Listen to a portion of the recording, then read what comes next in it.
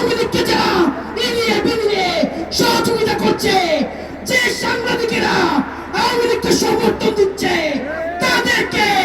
চুকা পিটা করে এই দেশ থেকে বিতাড়িত করার রাজনীতি। আপনাদেরকে যেভাবে করে এই আওয়ামী বিরোধী রাজনীতিতে সাথে চেয়েছিলাম পেয়েছিলাম, সেভাবে করে আওয়ামী লীগ নিষিদ্ধের রাজনীতি